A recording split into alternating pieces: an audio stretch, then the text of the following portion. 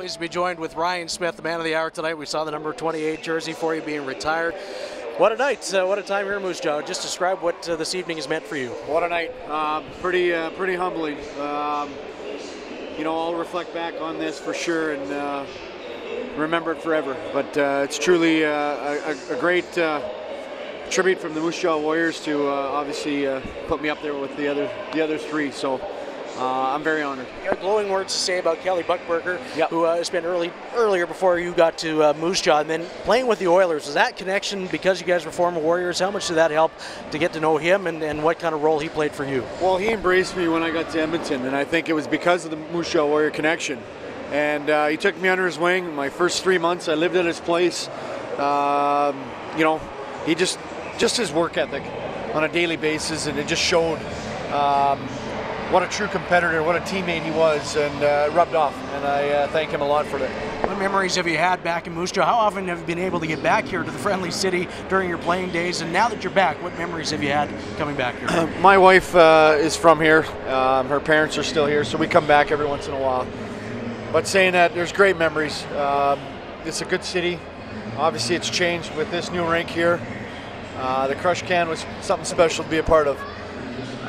Memorable moments for sure. Probably scoring 50 goals. I know it was on the tribute.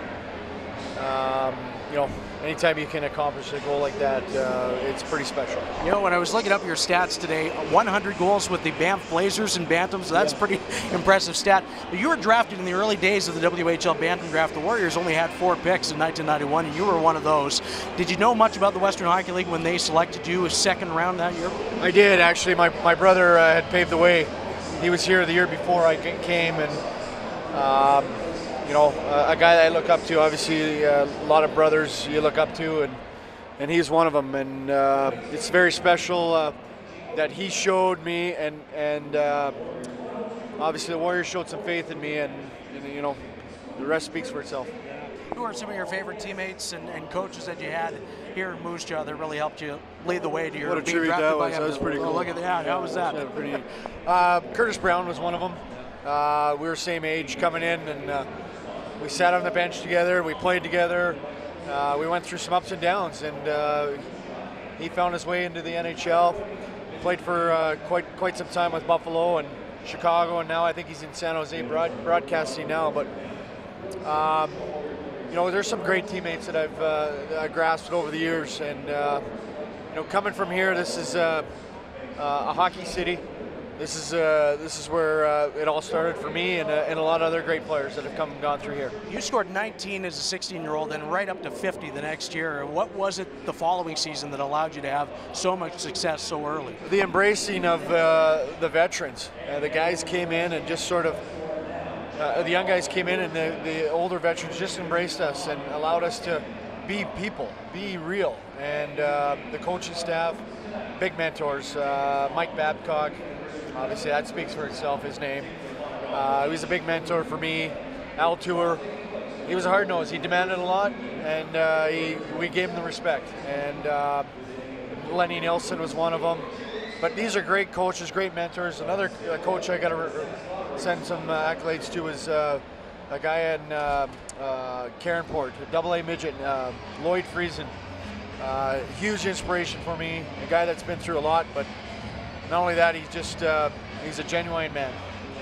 Well, I wanted to ask you about the, I don't know if people realize this, but your rights were dealt to Prince Albert in 1996. Yep. And you were playing with the Oilers, you played 48 games that season. Was there a thought, because the Raiders went to the conference championship that year, did you ever think about the opportunity to play perhaps for a championship, or were you just so involved with the Oilers that it never really came up? I think with what went on at the start of the year, him spotting me in, who was it at the time? I think it was Ronnie Nielsen, or Ronnie Lowe. Yeah. Ron Lowe spotted me in throughout the year. And then I got sent down for a conditioning stint in the AHL. So anything was possible. And I knew my rights had got traded, but I didn't know that this could happen. I was in the NHL. I'm living my dream right now. So at the end of the day, it crossed my mind, but I'm grateful that I was able to stay in the NHL. Now that you're retired, just this past spring, that was the final season. I mean, how tough has it been since then, or have you been able to move on from it? No, it's been tough. you know, you do something for so long, and you have a great deal of passion for it, and you try to leave it on the ice every day, and to change that is tough. But at the end of the other saying of that is I get to spend a lot of quality times with my wife and my 4 children. What a gift that is. You can't take that away, the time that you get to spend with them. I think more so, and lately mentally I've been really adjusting to that, and it's been a lot of fun. It was neat to see the Moose Jaw Warriors putting on Twitter your son Alex on the ice with them today. Was special. How neat was that for him to be involved in? And what is it like for your kids to be able to see how much respect you get from not only here in Moose Jaw, but throughout the hockey world?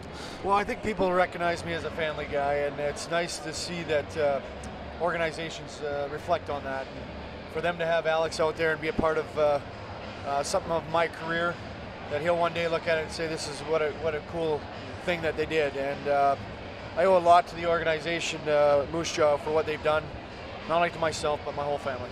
Braden Point was a part of Canada's gold medal effort at this past World Junior Championship. You had that feeling in Red Deer in 1995. What was that moment like, and did you have a chance to talk with him at all about that, or what maybe he's looking forward to going ahead as a Tampa Bay draft pick? We talked about my son Alex. He's a big Braden Point fan because he watched him in the Olympics, or in the World Juniors, and I said, well, if he's still there, because there's a possibility he could get traded, but if he's still there, you'll get to meet him. And we didn't have a moment to talk about my generation and his, but I just congratulated on him.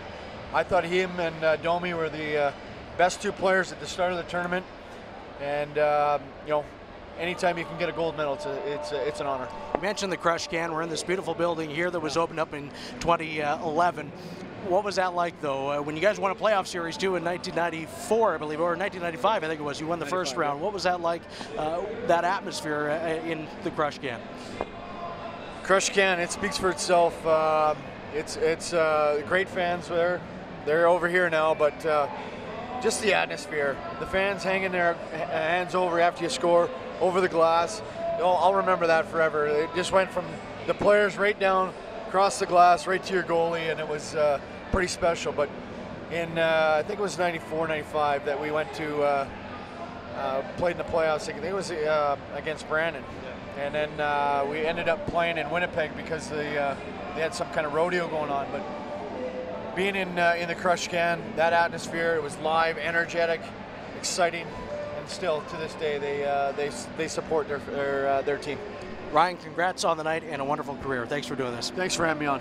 Ryan Smyth, formerly of the Moose Jaw Warriors, Captain Canada. Everybody knows him, has so many accolades. Thanks so much for doing this, Ryan. 3-1 Spokane through 2 periods. 11 Machinery, WHL on Shaw.